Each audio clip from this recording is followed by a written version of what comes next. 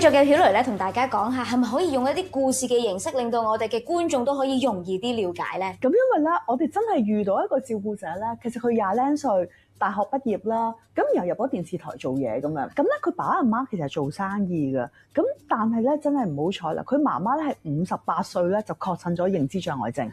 其實媽媽係會計嗰邊嘅，咁爸爸咧就照顧媽媽好辛苦。咁其實個女開頭唔係好為意，因為有爸爸照顧。點知爸爸啱60出頭就中咗風，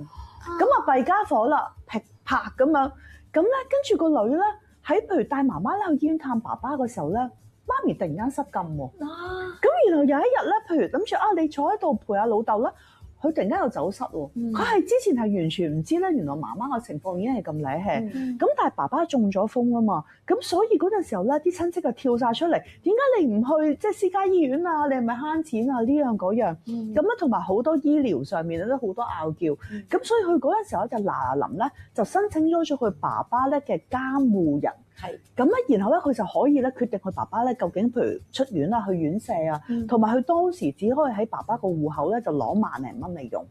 咁其實顯然係唔夠。咁當時其實有律師已經提佢，其實你而家要搞咧嗱臨，其實搞媽媽啲錢啊，但係佢嗰時候諗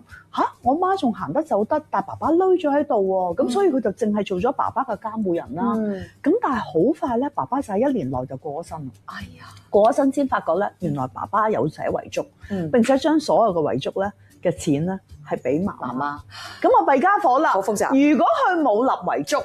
反而咧佢作為獨生女咧，其實係有機會攞到爸爸嘅財產噶嘛。媽媽分多啲先，然後佢都係有噶嘛。咁但係咧，原來佢有寫遺囑，並且佢顯然冇更新啦。佢俾晒媽媽。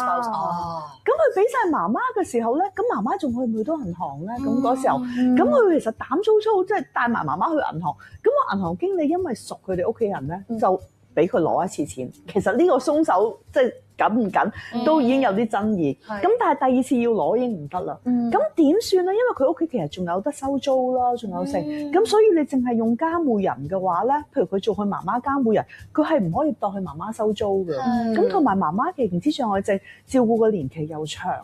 咁所以咧佢就要去高等法院咧申請做佢媽媽咧嘅資產受託監管人。呢個就煩啦，佢又要走去揾媽媽嘅出世紙啦。佢要問媽媽究竟有幾多個戶口啦，咁跟住咧，並且雖然佢係獨生女啦，咁但係媽媽仲有兄弟姊妹噶嘛，仲有可能連啲表弟表妹、堂兄堂妹都要全部確定，法庭要確定冇人同佢爭，咁所以佢淨係做呢個手續咧，搞咗年幾，用咗好多錢，即係律師費啊，成咁。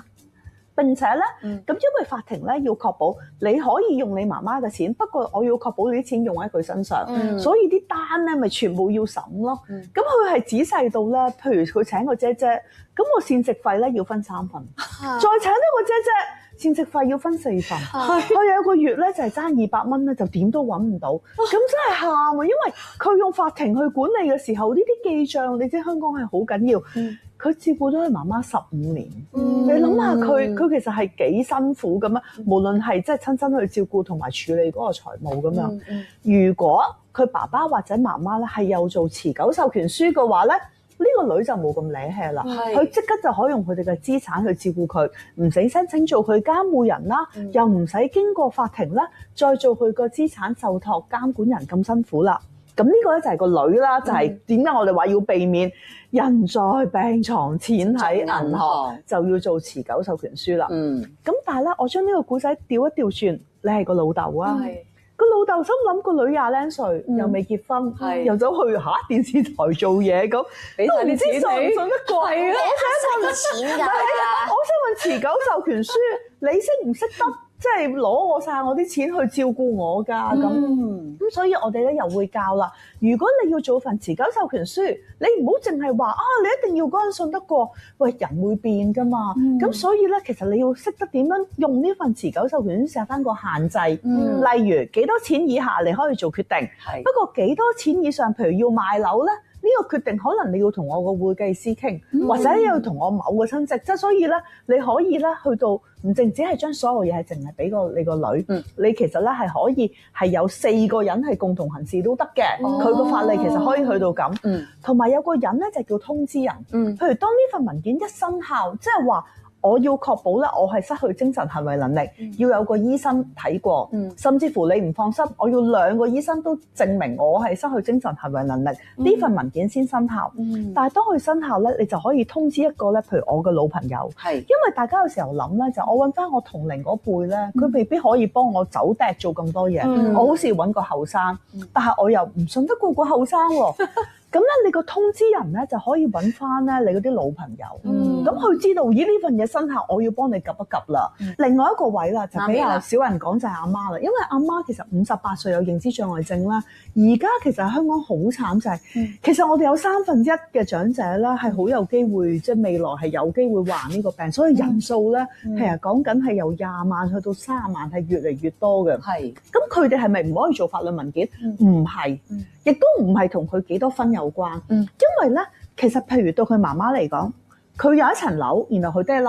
女，佢講到咧，我呢層樓收租咧，我就俾個女，等個女咧，其實可以生活費同埋攞嚟照顧我，自己，佢就可以做一份持久授權書係咁樣。但係我調翻轉講，如果佢哋其實係好多生意，連個鋪都好多，佢根本講唔出自己有幾多間鋪咧，其實佢就唔可以做呢個法律文件。所以呢個法律文件咧，持久授權書或者係佢即係要做預設醫療指示都好，係睇翻咧，佢究竟要做決定嘅嘢咧，佢有冇呢個能力去做決定？